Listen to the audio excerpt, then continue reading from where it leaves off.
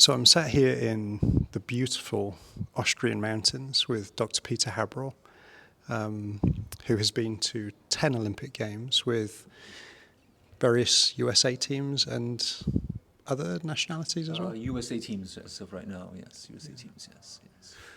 And Peter's been leading us this week through using mindfulness and looking through the acceptance commitment training lens on working with Olympic athletes and sports people in general. And a quote this week that's really stood out, like kind of starting with a bang, that if you're using mindfulness to control your emotions, then you don't understand mindfulness. And if you're using mindfulness to help your athletes or sports people to control their emotions, then you're not helping your athletes. Do you want to say, like, maybe where that insight comes from and your understanding of mindfulness that would, power that quote?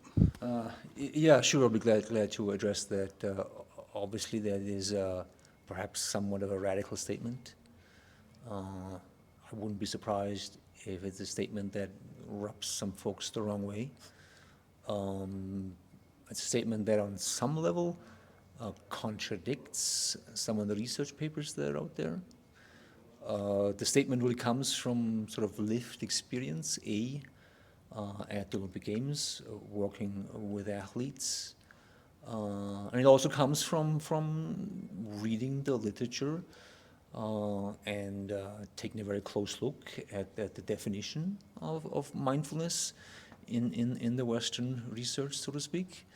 And to me, part of the sort of rationale for that radical statement is that athletes at the Olympic Games face a number of mental challenges. There are a number of mental demands on the performance of an athlete, and athletes often underestimate what awaits them at the Games from an emotional perspective. They sometimes underestimate of the emotional tsunami that the Games offers up. And athletes generally want to feel positive emotions and want to avoid unpleasant emotions, partly because most athletes have this equation in their heads that negative emotions equal poor performance, right? So if I ask an athlete, do you want to feel very nervous before your gold medal game? The answer always is no, I don't want to feel very nervous. And then I ask, well, why not? Because then I will perform poorly. And that makes sense, right? That We'd makes total sense, yeah. right? That makes total sense. But if that is the assumption that we're working from, then the task of a sports psychologist is really help the athletes feel the right way, right? Feel the right way. And that, I believe, sets up a trap for the sports psychologist and for the athlete, because if you're in an environment like the Olympic Games where the outcome is uncertain and the outcome matters to you, the outcome is really meaningful, okay? When we have that equation, uncertainty and really a lot of meaning, most likely unpleasant mind states will arise by definition, right? So then looking for a positive emotional state will be counterproductive. And you will look for that state because you think you should feel the right way. But the mind isn't offering up pleasant feelings. So we underestimate what we're going to feel, we're looking for positive mind states, and then we looking for a tool to deliver that. And then there's this temptation to use mindfulness to regulate emotions. To me, the way I read the literature, the way I read the definitions of mindfulness is not an emotional control strategy. Look at the definitions of mindfulness. Every definition is about regulating attention and training awareness and having a non-judgmental attitude about present moment experience. None of the definitions mentions regulating emotions. Okay, so we can get into a situation where athletes are like trying to solve or trying to kind of control what's going on inside in the very moment that they need to have their attention elsewhere. Yes, that's a good way to put it, right? They're trying to solve an inside problem when their attention needs to be outside. Okay, so to me, mindfulness is an attentional control strategy. It's not an emotional control strategy. So mindfulness puts me in this position where I can be aware of what is present. I can be aware of what's arising. I can be open to that. And then from that openness, I'm in the position to choose where I put my attention. Okay. And I argue that attention is the currency of performance at the Olympic Games rather than thoughts and feelings. So almost like we can check in with the weather inside, and then whatever the weather, we can get back to the task at hand. Correct, yes. Yes, Correct, okay. yes. So when we're in this kind of struggle, metaphorically, of trying to change the weather, which a lot of cultures, if you look back a few hundred years of, or thousands of years, actually tried to do that, right? Sun worshipping and so on and so forth. But if we get into this kind of struggle, we're trying to change the weather of the mind, the weather of the body, then what have you witnessed in athletes or sports people who have attempted that whilst trying to compete at the games? Well, when you attempt that, you are basically fighting your own mind, and B, fight a losing battle, and C, you're wasting valuable time to bring yourself back into the present moment.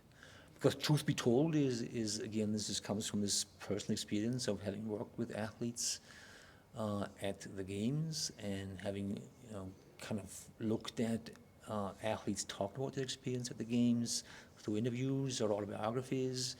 And what's so fascinating is there are plenty of athletes who win medals and who experience really, really unpleasant emotions prior to and during competition.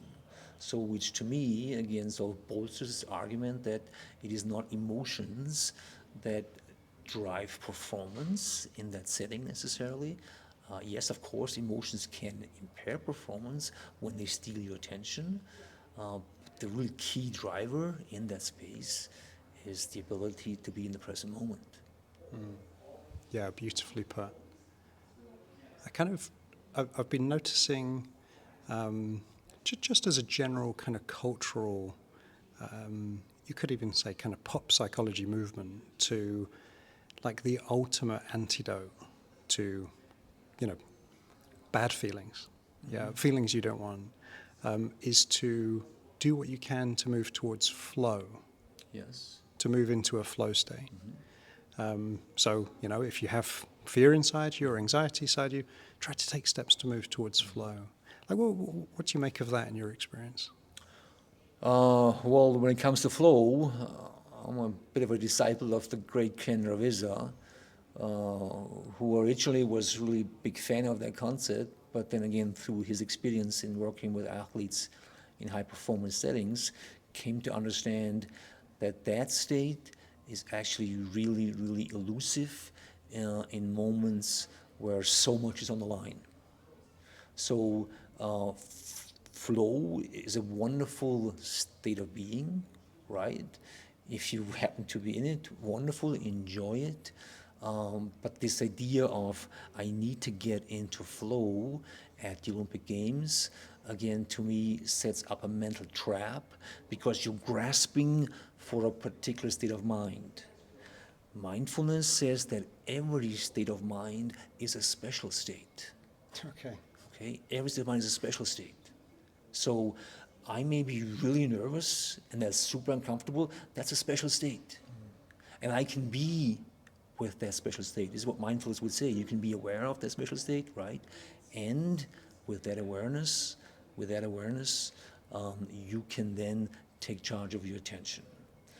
John Kabat-Zinn, right, famous mindfulness person, puts this best. Mindfulness is about cultivating these human qualities of attention and awareness.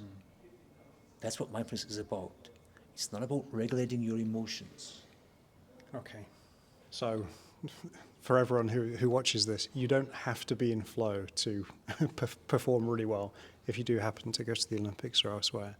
There's one more thing that you've mentioned this week that I loved your spin on it, is this idea of the cult of confidence.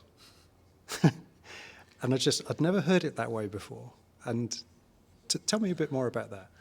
Yeah, again, that's a radical statement, right? But I do believe that it's an appropriate metaphor for how we look at confidence in the world of sports. And I fully understand the research, and the research says basically that successful athletes at the Olympic Games have more confidence than athletes who are not successful. And the research in sports psychology says that confidence is vital, and so forth. The problem I have with that is as Dan Gould himself mentioned in those legendary studies that he did in the early 2000s, looking at what separates successful athletes from unsuccessful athletes at the games, is Dan himself said there may be an attributional bias because we're asking the athletes after their competition. I've had the privilege now to be with the athletes in the moment prior to the competition, okay? And what I see in those moments is almost like an absence of confidence or a disappearance of confidence. Yet performance does not necessarily get impaired for athletes who are very much aware of what's happening emotionally, and for athletes who can take charge of their attention. So you've been metaphorically kind of had a front row seat. Yes. And being able to kind of... At the front row seat, right, to actually be in the presence of that space and actually see what is actually showing up in that moment, okay? And very often it is doubt, it is nerves, it is pressure, it is tension, because in that moment you become keenly aware the outcome is really uncertain, and man, the outcome means the world to me, and I don't know what's going to happen. Right? And then in that, when we face that uncertainty, very often this sense of confidence, this feeling that I'm going to do well, it's going to go well, actually disappears. It's a feeling state, right? Feeling states, they come and they go. Yeah. They're very impermanent. They're very impermanent. But if I'm then convinced I should feel a certain way, and if I fall into this trap and these myths that the great athletes, their confidence is unshakable, I'm going to be in big trouble. Because then I'm convincing myself that I'm somehow deficient and there's something wrong with me. I'll get stuck in my head. That's why I'm saying, hey, to me, like, this is a cult. And we have high priests, okay, I get it, we have high priests. But that is not, that is reality as we taught. This actually doesn't help in this space, so we're not even going to go there. And the saying "con artist" actually originally comes from confidence artist. Okay, I wasn't familiar with that. Which kind of I want to, you know what? I think it's, you know, the intention is well-meaning. Yeah. Yes. Okay, Yeah. from our field, intention is well-meaning from our field. I'm just convinced it's actually not helping the athletes. It might be kind of just sniffing in the wrong places. Yes. So here would be a question I'm super interested in. If mindfulness could offer something hopeful, like useful, then what would that be? For like, there'll be many sports people and golfers and athletes listening to this. So if it can be used for something hopeful, something that can genuinely help them, what would that be? Well, again, I would come back to this statement from Jon Kabat-Zinn, that every experience is a special experience. Okay, every emotional state is a special state, and that then implies I don't have to push away certain states, and I don't have to grasp and cling on to certain states, right? I don't have to push away the uncomfortable, and I don't have to grasp for the pleasant. And when I stop grasping, and when I stop pushing away, okay, then I have freedom. Okay. And what I would use again through my lens is I have sovereignty. I have the right to choose how I want to carry myself. I have the right to choose my actions. Okay. So if we let go of this kind of like clinging to feel good or pushing away of feeling not so good, Yes. then it can liberate us to be freer in terms of where we place our attention, what we Yes. do with our hands and feet. Exactly, yes, yes. Okay. So that's a good way to put it. It frees us up to take an effective action. And part of an effective action is to take charge of attention and to put attention into the present moment and the task at hand. Okay. So Because maybe then we give ourselves the best chance to be successful. yeah, okay. So if we're using it as an emotion and control strategy, as a thought controlling strategy, that can freeze us up. But if we use it in a way that's kind of becoming more open with our Yes. experience, it can freeze us up. Yes. Yeah. Yes. Dad joke. there's always going to be a dad joke. Yeah. In there. Peter, this has been wonderful. Thank you so much, and for your insights, and obviously this incredible week in Austria. Really pleased and grateful. Well, thanks for joining us from